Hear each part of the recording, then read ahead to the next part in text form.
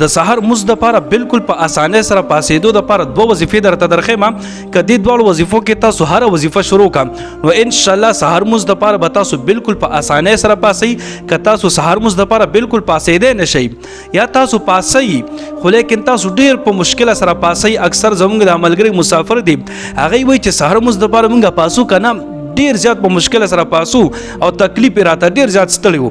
نو د دوه وظیفو کې ک تاسو هر وظیفه او د کېدو په ټایم کې وک کنه ان شاء الله تاسو د تکاوت په مکمل ختم شي او په خوب په بتاو ست سکون او آرام ملو شي او سحر مز د پاره به بالکل په اسانه سره بیا پاسې صحیح شوجي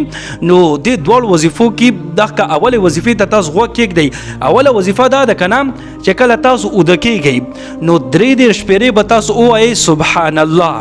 درې دېرش پیرې به تاسو ووایئ الحمدلله او څلور دېرش پیرې به تاسو ووایئ الله اکبر نو دا دې ته ویلی شي تسبیحات فاطمی یعنی نبی کریم صلی الله علیه وسلم دا خپل خواږي لور حضرت فاطمه رضی الله تعالی عنها ته ښودلی نو چې دا تاسو وایئ که نه او د کېدو په وخت کې درې دېرش پیرې سبحان الله درې دېرش پیرې الحمدلله او څلور دېرش پیرې الله اکبر دا تاسو وایئ او د کېدو په وخت کې نو ستاسو په خوب کې به راحت ملاویږي تاسو ته سکون به ملاویږي او ستاسو ستړیوالی او تکاوت په مکمل ختمیږي او سحر په ټایم کې به مونځ دپاره بالکل په اسانۍ سره پاسې صحیح شوه جي دا یو وظیفه شوه دویمه وظیفه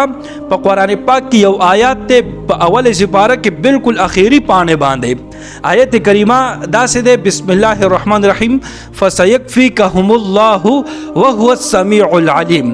دا آیت کریمه چې ده کنه د او د کېدو په وخت کې به تاسو اوه پیرې وایئ اوه ځله به دا آیت کریمه تاسو وایئ نو چې په زړه کې ستاسو کم ټایم وي که نه چې دغه ټایم باندې به زه پاسمه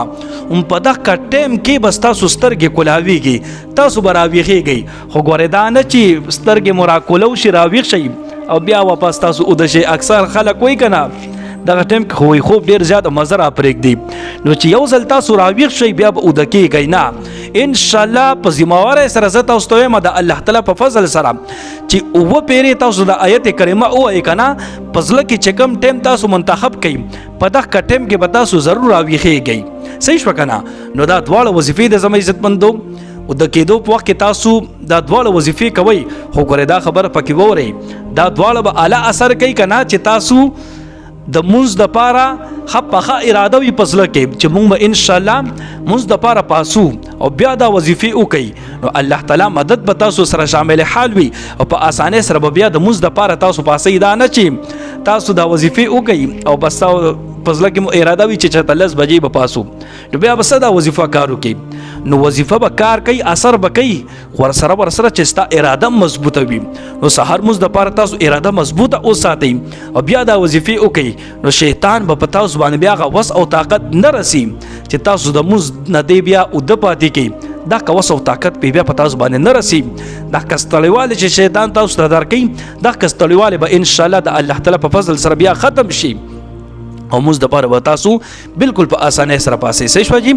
نو امید دی چې انشاءالله په دې وظیفې باندې تاسو پوه شوي یئ که بیا هم پکې څه خبرې څه تپوس کمنټ کولی شي زه به انشاءالله کوشش وکړم چې تاسو ته جواب درکړم تاسو پې فکر کړم خو په دې باندې په خپل هم عمل وکړئ او نورو مسلمانانو سره د ثواب په نیت باندې دا ویډیو ډېره شیر کړئ چې ټول مسلمانان دا وظیفې زده کړي هغې مونځ دپاره په اسانۍ سره پاسي نو ستاسو به پکې پوره په ثواب کې حصم وي او هغوی به تاسو ته دعاګانې کوي الله رب العزت مو خوشحاله باد ساتم دعاګانې کوي دعاګانې به کوو الله په امان